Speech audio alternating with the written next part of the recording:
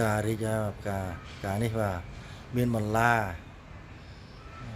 ការនេះស្អាត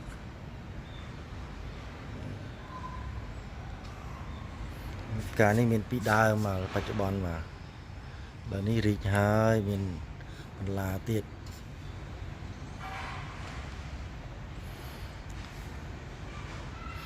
បន្លាបាទ